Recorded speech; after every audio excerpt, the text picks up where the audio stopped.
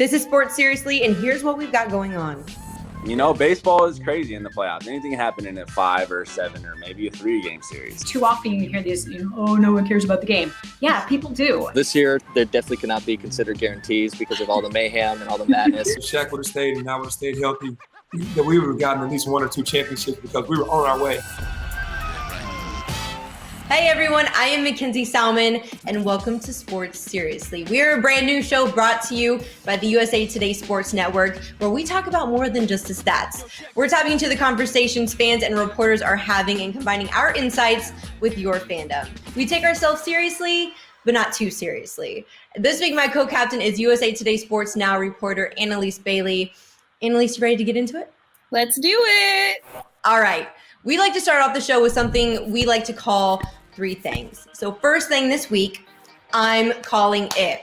The NBA Finals is setting up to be lit, and by that, I mean the Los Angeles Lakers and the Brooklyn Nets. They're currently in an arms race. Players are leaving franchises, contracts are being bought out.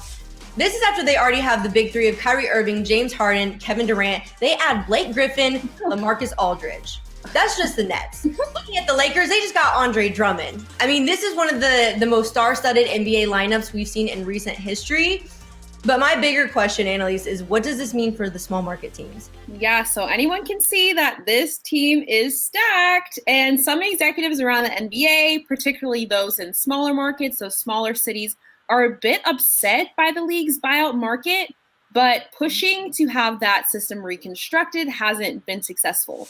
And even Steve Nash was like, hey, look, we did nothing wrong. And the Nets and the Lakers are simply just using the buyout market to their advantage. And honestly, can you blame them? No, not in the least bit. But second thing, sticking with the NBA. Something out of a Hitchcock movie recently happened to the Utah Jazz on their way to Memphis on Tuesday. A literal flock of birds threw themselves on the plane, causing an engine fire. If you saw the pictures on Twitter, there was blood all over it. Apparently, there was a flash from the engine, a loud bang. I personally would have a panic attack if I was on that when that had happened. And what are the chances of this happening to them? If I was on the plane, I just accept that it's my time to go. So it's kind of like signifies the chaotic energy that the Utah Jazz bring to the league. And now they're on their way to play the Grizzlies and they run into a flock of birds. I felt like the plane was like breaking apart in midair. So for us, we, for, like I said, for 5-10 minutes, it felt like just complete helplessness. So like the chances of this happening to have a movie are slim to none. But for it to happen to the Jazz, it's just like, okay. Oh, everyone is safe. Let's put that out there. Everyone is okay. No one was hurt except the birds. But everyone on the plane was okay. Okay, third thing. They said what? As wild as the birds were, I think the wildest thing this week we saw was when there was outrage over Baylor head coach Kim Mulkey's comments. But first, I want to play her comments. They need to dump the COVID testing. Wouldn't it be a shame to keep COVID testing and then you got kids that end up having test positive or something and they don't get to play in the Final Four? Initially, this seems off the rip, but wait, there's more. That's right. The context most people didn't have when Mulkey said these things was that the women's bubble actually had several false positive tests, which is yet another discrepancy between the women's and the men's bubble. So the men have the really accurate PCR tests, while the women are given the quick daily antigen tests, which are far less accurate from what the men have. So there were some false positives, and that's kind of the part we were missing from Mulkey's comments. Yeah, like you said, I think Mulkey should have contextualized it more. Maybe her message would have landed better, but the fact that we had to get this context from UConn coach Gino Ariema when he said Mulkey's comments were, quote, an extension of a conversation we had on a Zoom call with the NCAA medical staff. Yes, all of this is definitely an example of needing to get the full story before addressing something as sensitive as COVID. Next, we'll talk to USA Today sports columnist Nancy Armour, who's been covering all things NCAA, and she'll give us her hot take on the disparities between men's and women's college basketball, having seen it with her own eyes. Yes, and that should be a really good conversation. Joining me and Analis now is our USA Today Sports columnist, Nancy Armour, who's covering the women's NCAA tournament.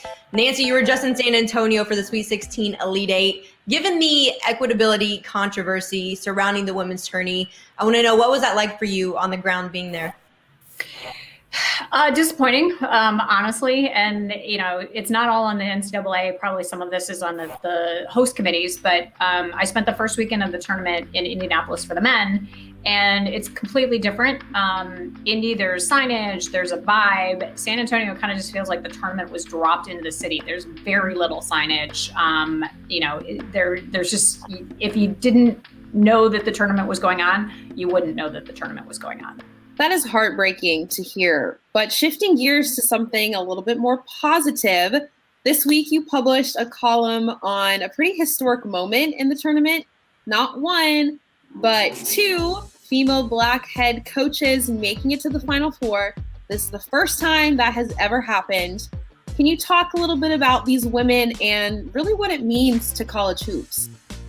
Yeah, it's a huge moment, and it's crazy to think that it took until 2021 for this to happen. But Dawn Staley, Analis, I know you know her from South Carolina. This is her third Final Four. Gamecocks won it all in 2017. And then Adia Barnes at Arizona. This is the first time ever that Arizona has made it to the Final Four. And Dawn Staley said that she was really hoping Arizona would make it because it's not just the message that she wants to send to other young Black female coaches. She wants to send a message to athletic directors and university presidents, the people who are doing the hiring, that, if you hire a Black woman as a head coach, this is what you can get. This is the opportunity or the possibility for success that you can have if you hire, a Black woman as your head coach. Now, Nancy, I'm curious, looking ahead, who are some of the players that you think we should be paying the most attention to? Paige Bueckers, of course. She is UConn's freshman phenom. She just won the Associated Press's Player of the Year. She's the first freshman ever to win that award. I've really gotten to like Zia Cook's game. Aaliyah Boston, I think, is phenomenal. And Stanford, we've talked a lot about Anna Wilson. You might know her brother, guy named Russell Wilson, quarterback for the Seattle Seahawks. But she is tremendous on defense. She's just a hard-nosed, hustling player. She's really, really fun to watch. And she kind of embodies, I feel like, that whole Stanford team. What has been your favorite part of watching these players, show up and just show out? I think one of the really cool things is, watching that UConn Baylor game in the Elite Eight, it was a tremendous game. It's one of the best games that I've seen in the last couple of years, men's or women's basketball.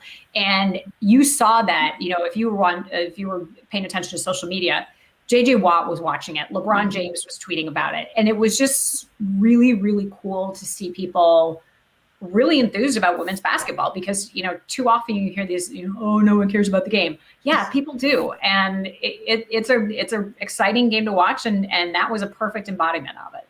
I love that. Thank you so much again for joining us, Nancy. We appreciate your time and good luck going back to San Antonio. On to the men's tournament. USA Today Sports college basketball reporter Scott Gleason joins us from Indy to break this down. Thank you so much for being here. Thanks for having me.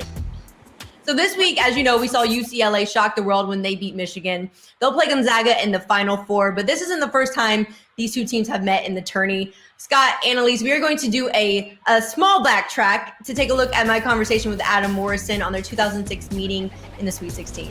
So I think we had a 12-point lead with like 5 minutes to go, and we were the underdog at the time. Like 10 things had to go wrong for us for us to lose that game, and they did on our way to victory and just let it slip away. And I got a little emotional. That it was just because of the player I was, I guess, and I don't want to sound cocky or whatever, but I think it was heightened. And then I'm also an ugly crier, so it kind of. Me too. I feel like despite the loss, though, is there just a sense of pride for you in knowing that post John Stockton, you put Gonzaga on the map and it kind of stayed there ever since? Yeah, no, I kind of, that first 1999 team, the Elite Eight run, obviously put them on the map nationally. And then I guess what they tell me, and I kind of agree with it is I took it to a national level as far as recruiting goes, so that really helped the program. But then, in the last decade or so, this program has really elevated the coaching staff, and obviously the kind of recruits that they get in now are, the reason why the program is where it is. So I was just a small brick in the wall there to, help the success to where they're at now. Scott, how far has Gonzaga as a program come since 2006 with Morrison? And what does the Final Four represent to this school as they go for an undefeated season? Yeah, Gonzaga's come so far. They are a national contender now. And one thing that Coach Mark Few does not like to hear, especially early on in his career when he's trying to shed that label, is the term mid-major. This is a team that he wants to be within the mix of the top 25, that he wants to have winning national championships. And the last thing that, Gonzaga has to do to really kind of become a blue blood on par with a Kentucky, a Duke, a UCLA, those teams that have national championships, they have to win the whole thing. And so I think, just talking to some of the players, before the season, Corey Kispert in particular, they want to win this for Few, and they also want to win it to put Gonzaga in that blue blood mix. Now, Scott, you've been on the money before when it comes to calls. What are your Gleason guarantees for us? Well, this year, there definitely cannot be considered guarantees because of all the mayhem and all the madness, but I'm going to go with Gonzaga. I love what UCLA is able to do with their defense. They play such a gritty style under Coach Mick Cronin, and, ultimately, they have a fighting chance if they can slow the game down and control the tempo. But Gonzaga, this is one of the best offenses we've seen in the last decade. They're so potent. They have so many weapons, and Jalen Suggs will be the key in that game. And then I also think that Baylor's going to pull this one off and take out Houston. And we're going to see the matchup that we all want, which is going to be, Gonzaga and Baylor. And then I'll take the Zags winning the whole thing. Thanks again for joining us, Scott. Up next, he's a diehard Call of Duty fan, a meme king, and a World Series defending champ. Stay with us to hear my conversation with Cody Bellinger.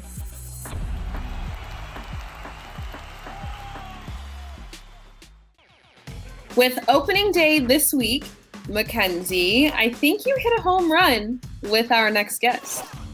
Love that, hit a home run. And yes, I did. I actually got the chance to catch up with Dodgers outfielder Cody Bellinger. We talked about this upcoming season, his thoughts on Fernando Tatis Jr., and we even played a meme game with him. I'm curious, does it irk you to see all the hype thrown at the Padres and the pub given to Tatis? Do you think that they're your biggest threat to repeating in the NL? There's a few good teams that, baseball is crazy in the playoffs. Anything can happen in a 5 or 7 or maybe a 3-game series. That's how it was last year. So, no, it doesn't irk us the wrong way. It's definitely an exciting time, though, for sure, to be in the NL West. I know, obviously, you guys are defending champs, but last season was, how do you put it, kind of weird. What do you say to those that say you guys need to prove it in a full season versus a 60-game season? We're still getting the ring, so I would say that counts. No, I think it's just it was a challenge last year to get to the playoffs, and then in the playoffs, it was the same thing. The NLCS was the first time that we had fans, and it started to feel really real. But no, I think we're all excited to go out and have the opportunity to at least try to get back to the World Series and see what happens. It's been 20 years since we've seen a back-to-back champ. What makes you think that this Dodgers team can be the team to end that drought? Yeah, it's definitely not easy. Or else it would have been done before. We're so talented to where, and we have the experience to where it's definitely possible. And everyone just understands that being complacent isn't going to work. I think us adding Bauer kind of proves that we're ready to win, again, and we're going to do everything we can to try to do that. It's going to be difficult, but we got the guys to do it. I know you mentioned recently how much you enjoyed the fans in Texas during the playoffs. Do you think 20% capacity at Dodger Stadium is going to be enough to get your adrenaline pumping? I think so, because it was 20% in Texas, and I think LA is a little bigger than Texas, but 20% felt like a lot, especially after playing in front of no fans all year. Even in spring training, we have decent crowds out there. I don't know what the capacity is out here in AZ. If that's 20%, then yeah, definitely. Can you explain as a player, I guess, how different it is playing in front of no fans versus 20% and then full capacity? I feel like it's just different. That's a different tier in itself. Yeah, really. It's more of so the 5th, 6th, and 4, 5, 6 inning where you're just there's no one here. There is not one. But you guys are all hyped up behind the scenes, right? Yeah, definitely. I mean, you have to bring your own energy to the field, definitely. But yeah, we'll never take it for granted again. But then, like, with that being said, there were a lot of people still watching on the TV, so it wasn't like you're playing in front of no one. Yeah. But it was definitely difficult. Before we let you go, Cody, as you know, you're very memeable. So, so we want to play a game with you where we give you 5 photos and we want you to meme them for us and tell us when you'd use them. Are you down? Okay. All right. So we're going to pull up some memes. First one, tell me when you would use this meme. Like, how would you meme this if this was you sending it to your friends? After I get the Warzone victory in Call of Duty. Hey, okay, I know that's right. All right, next one. Man, I just look very confused. After I failed my math test. After you failed your math test? Okay. I don't know if the meme people are gonna like that one, but we'll let it slide. All right, next one. Running from the storm in Warzone.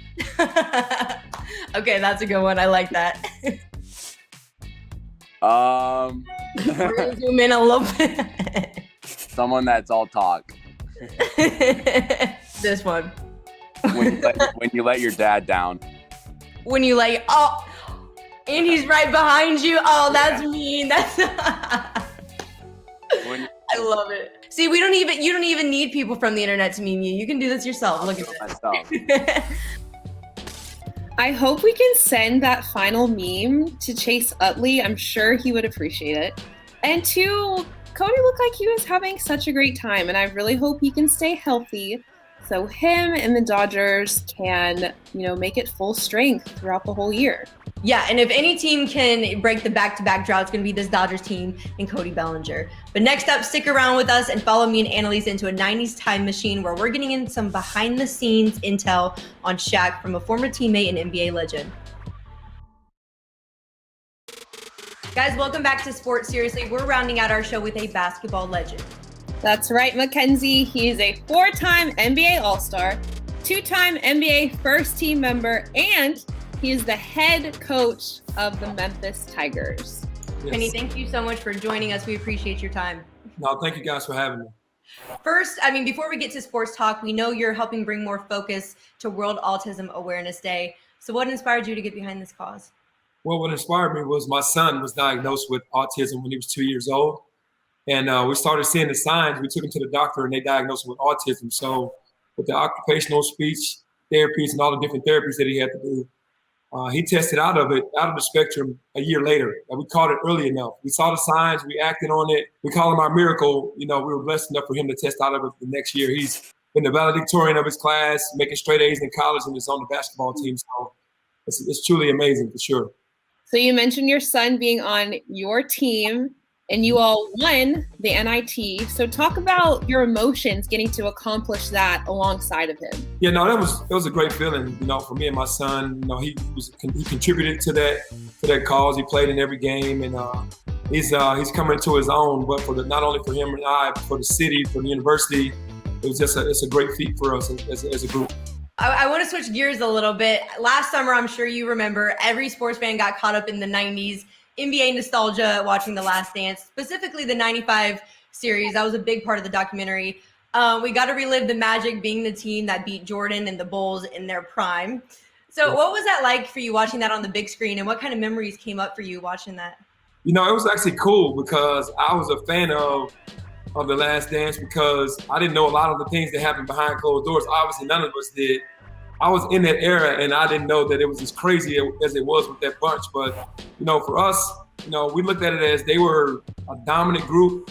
And for us to be able to, put ourselves on the map, and we had to overcome that hurdle with the Chicago Bulls, and we did. We beat them in 6 games. And I just remember being so happy that we beat Michael Jordan and the Chicago Bulls because no one had ever beaten them in the playoffs. So we were the first team to beat them. I feel like it really showed us what could have been with that Magic team. It was like, I think Shaq mentioned recently that if he could go back and play with anyone, he would play with you. And, if you hadn't gotten injured and Shaq hadn't left, would we be talking about a Magic dynasty, not, the Lakers one for the late 90s, early 2000s? I have the utmost confidence that if Shaq would have stayed and I would have stayed healthy, that we would have gotten at least 1 or 2 championships because we were on our way. we were dominant, we were young, we were talented, and all we would have had to do in free agency was grab a couple guys that could have really helped us win those championships. But the Lakers, no, they did the thing after Shaq left. But if he would have stayed, I'm sure we would have been on that same level. So you said you have utmost confidence for 1 or 2 championships. Do you ever look back at 96 and think, is there anything you could have done differently to keep it so you and Shaq were in Orlando? I could have begged more. Like, man, what are we going to do? What's going on? Please don't leave me. We can win championships. But I think the idea of him going to LA to play with Kobe, and also the movie industry, Hollywood, that really intrigued him. So, Disney World wasn't enough. He wanted Disneyland and Hollywood. So speaking about movies, you and Shaq were in Blue Chips together 27 years ago. And a lot of the things that they addressed in that movie still are relevant in today's NCAA.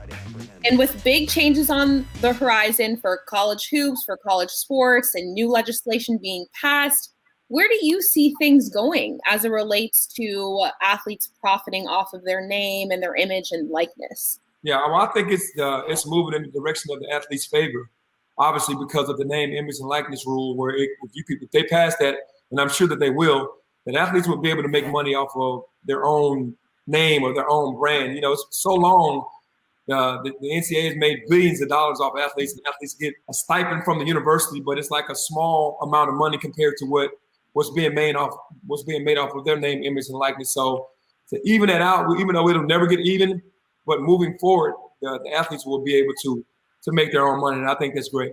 Do you see that being the main reason that athletes are going to keep coming back to the NCAA? Yeah, for sure, because they have to evolve. The G League is offering $500,000 to high school kids to wait 1 year before they go to the NBA. If the NCAA isn't going to get on board, they're going to lose out. So they have to evolve just like everything else is evolving. So we've looked at your NBA career, we've talked a little bit about Memphis, and obviously there's some huge news that dropped this week of Coach Roy Williams' retirement. What is your reaction to all of this, and what do you think his legacy is for college hoops?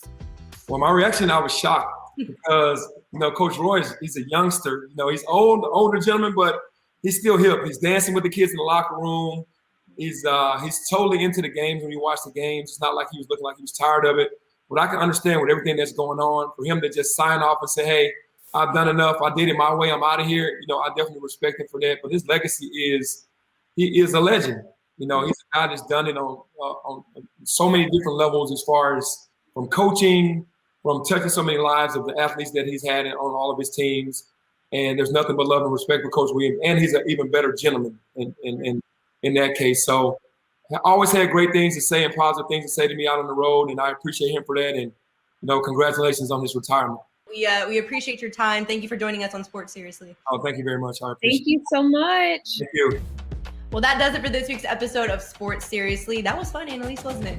It was. And honestly, it's only going to get better because I heard that you spoke to the one and only Megan Rapinoe, and she'll be our guest next week. I'm honestly super excited. Yes, me too. What did you guys talk about? Girl, we talked about equal pay for women, college athletes. It's really going to be a good one. And that's perfect timing because we're wrapping up Women's Appreciation Month, which, by the way, USA Today Sports published a package called Decade of the Women, which just really uplifts and highlights the women who are going to be leading us through the next decade of sports. So make sure you check that out. Well, guys, this has been Sports Seriously. Until next time, I'm Mackenzie Salmon. And I'm Analis Bailey. We'll catch you right back here next week for more sports stories and coverage that go beyond just the X's and O's. Hey sports fans, if you want to see more videos like this, check out some of our other ones right here. And if you like what you see, make sure to hit the subscribe button and stay tuned for more from USA Today Sports.